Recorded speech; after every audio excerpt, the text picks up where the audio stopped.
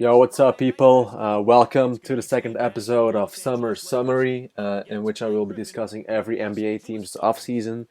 I will be talking about the Los Angeles Clippers today. I'm still in the Pacific Division.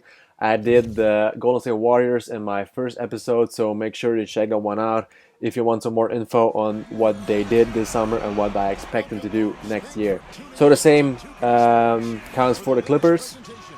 They had a very good year last year. They were the best team in LA.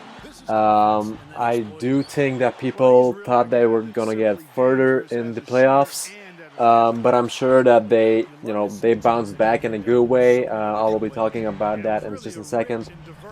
But yeah, the Clippers, they really surprised people by coming together. Of course, they have Chris Paul. Chris Paul is the best point guard. I don't know, one of the best point guards in the league. Future Hall of Famer, most likely. And he really got together with Blake Griffin, but as well with DeAndre Jordan. DeAndre Jordan is underestimated. He's a very good player. And they surrounded those guys with some nice new talent in LA. So they re-signed Matt Barnes, Ryan Hollins, and Chris Paul. So like I said, Chris Paul is one of the best point guards.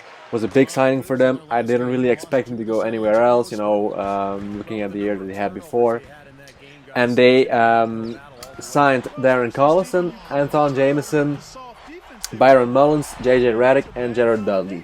So they got Redick and Dudley in a trade. So they sent over Eric Bledsoe and Caron Butler over to the Suns in exchange for Jared Dudley, and they got JJ Redick from the Bucks in exchange for a second-round pick in the future. Now, in the meanwhile, Caron Butler was traded from the Suns over to the Bucks as well in exchange for Ish Smith and Slava Kravtsov.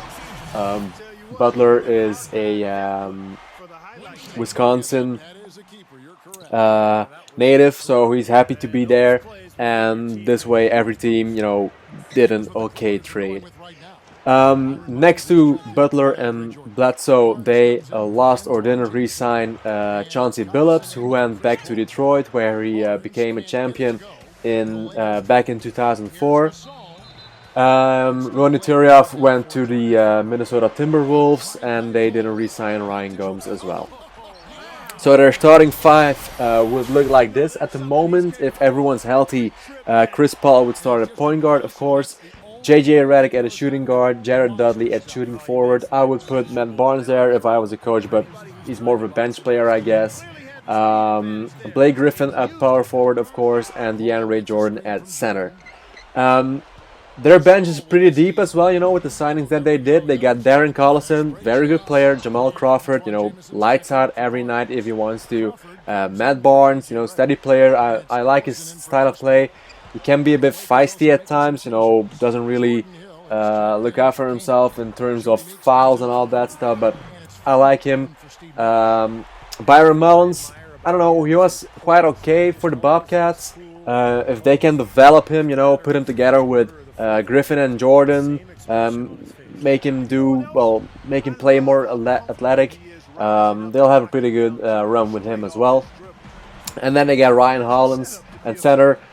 Same thing for Hollins. I don't really like him that much, but I guess they needed a backup guy as well for Jordan if Mullins is playing power forward.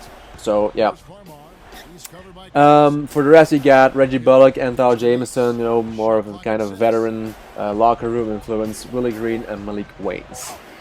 So yeah, like I said before, they had a pretty good year last year, and I do think they will have an even better year this year. So a few things that have to happen or need to be maintained is that they get the bench involved in a good way. The guys that come in, I don't know what kind of system they will be bringing. Of course, how can I forget they got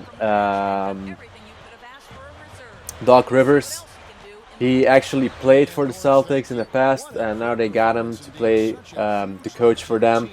So I don't know. Doc Rivers, one of the best coaches next to Thibodeau and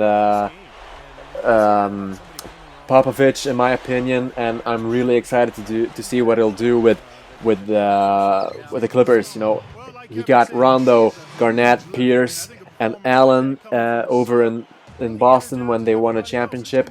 Now he's got Paul, Griffin, Jordan, and Redick. You know, maybe he can kind of introduce kind of same system. Maybe it's a bit more athletic though. So I'm really excited to see what he'll do with it.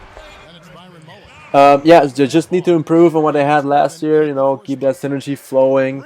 Develop those bigger guys, those younger guys like Mullins and Hollins. And you know, if they can do that, they'll be a very tough team to beat. So they're the best team in LA at the moment. Sorry, Kobe, but that's the way it is now. So they'll definitely reach the playoffs unless someone very important gets hurt, like Paul or Griffin or both. Let's hope not. So they'll be battling against the Spurs and OKC, of course, for the Western Division, Western Conference title. Against the Warriors and the Rockets as well, probably, but I'm not sure what those teams are gonna bring. They'll be good as well, but I don't know where they'll rank. It's very tough to say, so we'll just have to wait for the coming playoffs. But I'm pretty excited to see what they'll do. And that's it on the Clippers. Stick around for the next video, which will be on the Lakers. Thanks again for watching.